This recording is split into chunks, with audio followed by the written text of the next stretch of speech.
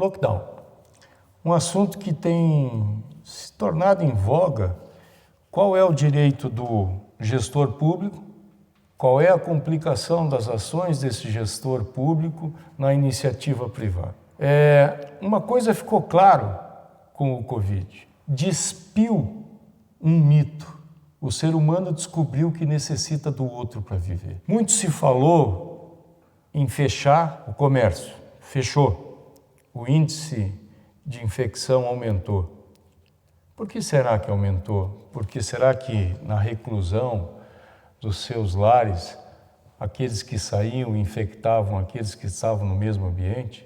Interessante, né? Ninguém falou do grau de infecção que há nos presídios, né? E gozado, lá eles vivem 45 pessoas num ambiente que era para viver no máximo 15 ou 20 pessoas. E eu não sei, mas pelo que me consta, a quantidade de infectados não é tanta quanto parece. Então, até que ponto o lockdown traz segurança? O que nós percebemos nisso tudo é que o sistema de saúde já era falido, não está falido, ele já era falido. A gente percebe que a agilidade para socorrer vidas está cada vez mais enferrujado, travado, com necessidades. E outra, recursos não faltaram. Isso nós podemos garantir. Vocês repararam que com esse advento do Covid, ficou evidente que nós não tínhamos sequer um controle de quantidade de pessoas desempregadas ou de forma não legal trabalhando. Vocês viram toda a estratégia que foi montada para que o dinheiro chegasse àqueles que necessitavam. Gozado. E isso é triste. Várias pessoas que não poderiam receber, receberam. Ludibriaram o sistema. Cada vez mais evidenciava-se que a falta de controle, a falta de seriedade, a falta de humanidade se tornou presente. Outra coisa que ficou claro nessa pandemia e até no processo de lockdown é o seguinte: a individualidade econômica acabou. O que fará aquelas pessoas que tinham artefatos como bolsas de 50, 60 mil reais, visto que não podem sair? De que valia todo recurso financeiro se ele não pode sequer usufruir disso? Lockdown. Pense, existe o CPF de pessoas que deixaram de existir. E quantos CNPJs deixaram de existir? E quanta fome começou a aparecer? Incrível, quando nós dimensionamos que o que nos infecta são pessoas não afins, que não têm relação conosco. Então percebemos que a equação é muito simples. Aqueles que não têm afim comigo, eu tenho que tomar todo o cuidado. Porque eu não sei com quem que eles se envolveram. Lockdown é ter o senso crítico da responsabilidade de pensar do outro e não se eximir do conviver, do comprar. O lojista faz parte da vida cotidiana de uma cidade. Qual o direito nós temos de impedir a livre circulação, visto que a Constituição deixa evidente isso? O ir e vir é livre. Vocês perceberam que nesse processo todo o Supremo Tribunal Federal legisla, porque ele está revendo os direitos da própria lei? Nossos políticos do Legislativo querem executar e o coitado do Executivo recebe a pressão. Eu achei muito interessante, né?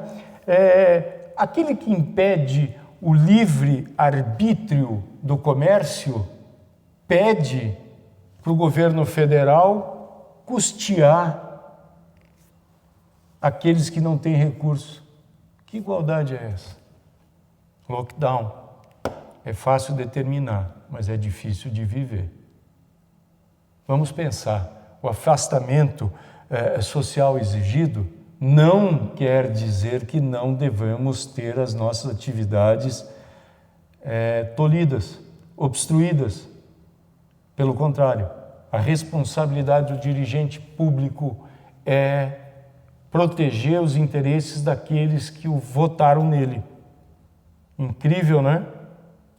O sistema de transporte está aí. Por que não liberar os STAR? Por que não criar pistas alternativas de ciclismo? Por que não permitir que os donos de van façam o transporte, nem que seja pelo valor da taxa de transporte, para que se movimente a economia, para que se resguarde o convívio, porque as superlotações é algo absurdo. Mas não, o comerciante tem que fechar. E esqueci, as igrejas têm que se fecharem, não pode ter reunião. Mas aí eu pergunto, a fé é o templo ou é você como pessoa? Se Deus é verbo e se fez carne e subiu aos céus, Ele está onde agora? No templo ou em você? Faça essa pergunta. Veja que religiosidade pede para o comparecimento, sendo que Cristo está em você, em mim e naqueles que creem, e não no templo no qual se pede as reuniões. E até temos que fazer um parêntese aqui. O Supremo Tribunal Federal não discute os cultos, ele discute a religião, ele discute as reuniões. Em momento nenhum, está sendo muito mal conduzido esse processo, referindo-se apenas aos religiosos. Não é isso. É quanto o Supremo Tribunal quer julgar a necessidade de reunião. E isso não quer dizer que você não possa conviver com a sua família, com seus amigos, dentro dos limites de segurança. Porque se a questão for financeira, sai desse templo o mais rápido possível, porque o templo não pode ser a desculpa financeira para o campo religioso. Obrigado.